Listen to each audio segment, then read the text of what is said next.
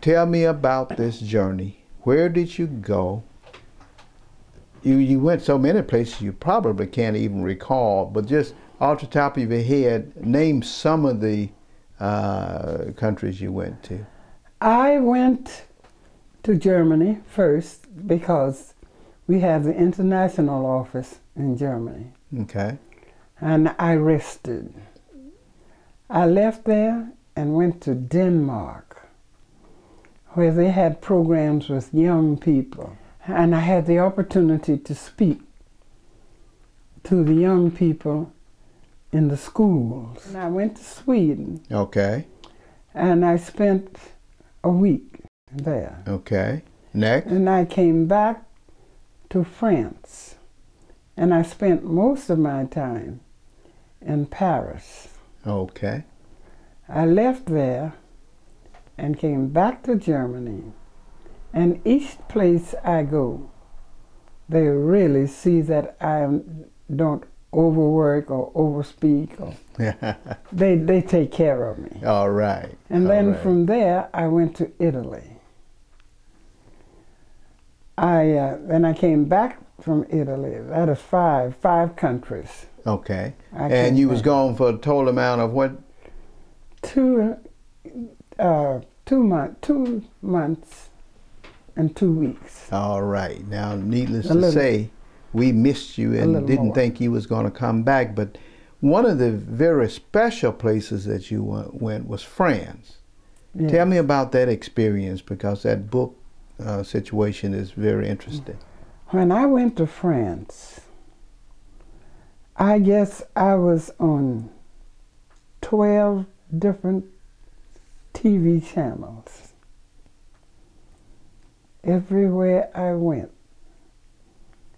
there were people representing different channels.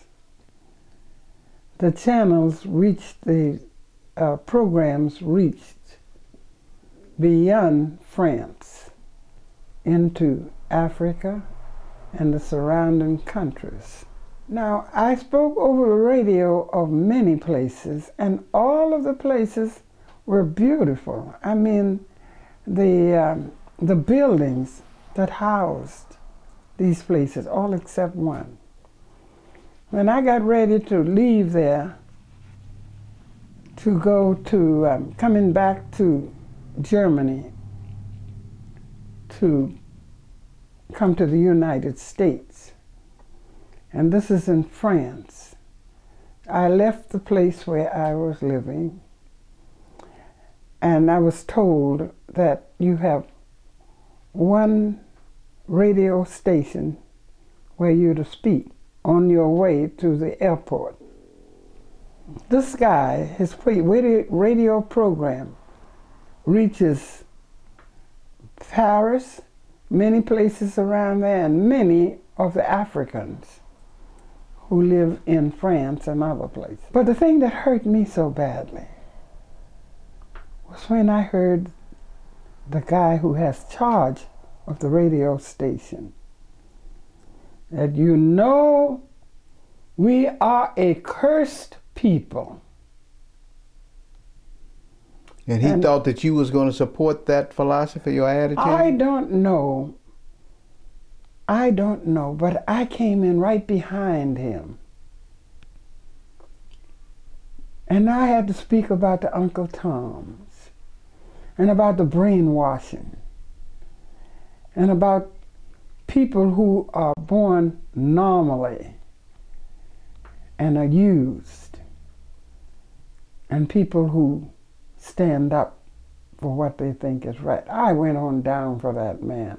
I don't know, maybe I'll never be invited to go back there. But I certainly Doesn't matter, you did what you had to do, right? I left my mark. All right. A French publisher decided to do your in French book. Yes. How about that? How did that go? It was wonderful. We had a book signing at a black bookstore, and it was fantastic.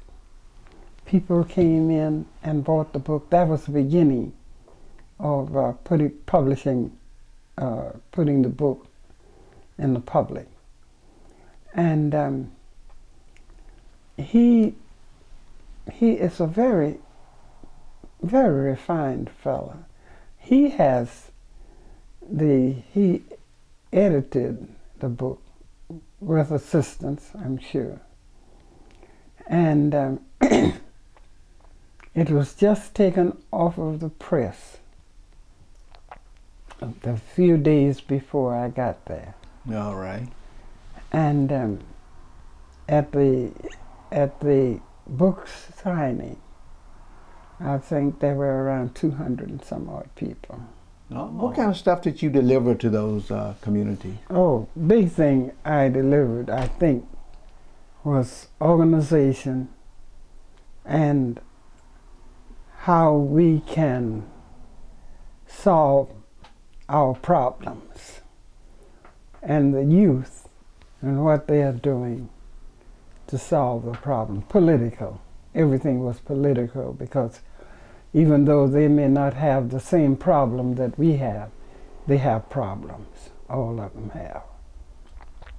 I went to Denmark, and I spoke at the schools, and I was to speak to the high schools, more than one in Denmark. And they figured that there wouldn't be enough room, so we moved to the church. No, this was in Sweden. I'm sorry. Okay. This was in Sweden. And there is a church there